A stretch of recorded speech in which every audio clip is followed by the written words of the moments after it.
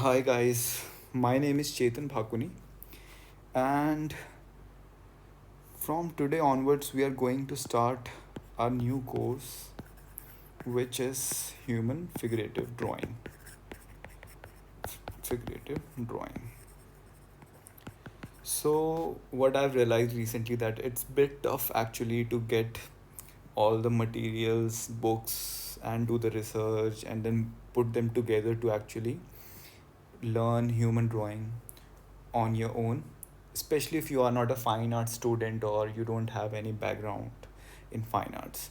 Anyways, let's get started with our first chapter. But before I even start our first chapter, let me tell you a very important point which I am going to repeat in my subsequent classes as well, that whatever material you are using, medium I mean, which is pencil, brush, I don't know, whatever you are comfortable with, try to hold it as far as from the tip, right? I don't mean holding it from here, of course. Maybe from the middle of the pencil or brush. Please don't hold it from here, because what I want us to achieve is to make strokes like this. Make it more fluid, visceral, more energy in the stroke. Not make stroke like this, right? We have to refrain from this particular habit of making stroke of like this. We have to do make strokes like this. More more energy in the strokes. That will come with time, obviously. Just to let you know before we start a class. So the first thing which we are going to do and learn is to make gesture drawing. So what happens in gesture drawing is that we just have to get the gesture of the reference. You can see the reference of this girl. She's a gymnast, I guess, or maybe a dancer, whatever. So you can find plenty of these references from Google as well if you will write reference for human anatomy drawing or what anything you want to write. You'll find a lot of reference. If you won't, just let me know. I will give you some links as well. Just download Pinterest. It's a very nice app for these kind of things. So what we have to do in gesture drawing is that we are not going to make any detailed drawing. This is the very first and fundamental step towards our figurative drawing process, that will just capture the gesture. Try to make it as big as possible so that you are able to move your hand like this, right? Don't be afraid to make strokes. So make the head in a circle, maybe a neck like this, and the torso, you know. You don't have to be very very cautious about how exact you make, because it's not about copying it exactly. This is just a reference for you to study the gesture drawing, which gives just the gesture to this reference. Let's take another example for the gesture drawing. Let's take this lady over here. Same thing, but I just want to tell you one thing at this in this chapter is that make a circle. There is an S curve from neck to the spine for the torso, if we may say. There's an S curve. Try to follow this S curve. It's very, very important. Try to, spot this S curve in your reference as well. Make less strokes. We don't have to make too many strokes. You have to just capture the gesture right at this point. We are not going to make the shape and this and that. Don't do this for now. Just capture you can do these small things if you wish to, but to be honest, it's not important at this stage. We are just learning how to make a stroke and make the gesture. Follow the S curve. Try to spot it like this. Maybe let me choose another color. Oh, layer is not selected. Like this. Try to spot this S curve. It gives energy to your figurative drawing. Actually, you have to find it. Your spine is actually in the S shape, if you will do some anatomical study, and we will do that in our future chapters. For now, just make the S curve. It can be exaggerated a bit. Sometimes S is like that, this, sometimes S is kind of straight. You will say it's not S, it's a line. So it's an exaggerated S. It can be like this, like this. So it depends on the reference as well. So that's why we have to make as many references as possible and draw as many drawings so that you will be able to spot the S curve easily. For example, for this lady, like this, there's this circle I made, then this S curve like this. Try to be very spontaneous with the S curve like this. Don't do this. Don't do this for the S curve. We are not aiming this kind of stuff. Then for the legs, like this, hands like this. See how exaggerated it is. It doesn't matter. You're here just to study the gesture. If you want to add few more lines, you can. If you want to see how it adds,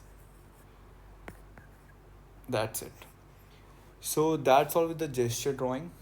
It's very easy, guys. You don't have to, you know any foreshortening or anything like that. Don't worry about that thing for now. Just draw as many of these as you can. Another thing which I would like to add in this particular chapter is the head. So you can, I will say, just do this thing separately, not on in the gesture drawing. Take a head, any reference from the for the head. Let's take this one for now. It's much easier. So I'll just make a little bit short. So for the head, what you have to do is, we are not going to make any features in the head, just doing the basic building. It's like a constructing a building. We are just putting our first few bricks, which would be just like making a circle first, like this. Make a circle like this. Your circle doesn't have to be perfect, guys. Just hold your pencil as far as you can and just make a circle, as many circles as you want, till the point you are satisfied. This is the circle I was looking for. Then make the nose line, which will be like the vertical first, then the horizontal, wherever you think is the position, then the eye line, then the lip line, then another circle over here for the ear. You don't have to make the ear. Make a perpendicular line like this. So what our aim is to actually study the human figure in a three-dimensional space. What we usually do is we kind of visualize it in two-dimensional space. We are quite acquainted with that habit, since everyone is not interested in art and everyone is not as observing as an artist. But if you want to learn figurative drawing, then you have to see things in three dimensions from now on. Try to do that as much as you can. You will learn this with this course as well. Just be patient.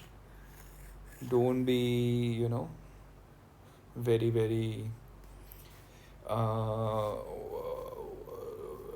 don't feel like that I'm not getting results or anything like that.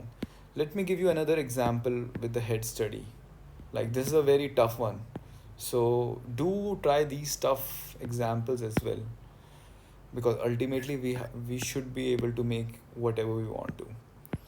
Again, but the again fundamental is same. Make a circle.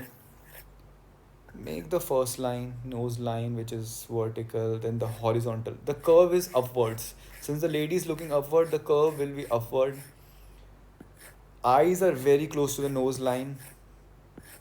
Lips are little close. This is how you can see, this lady is looking upward, and there is a ear again, two circles for the ear. Make a jawline.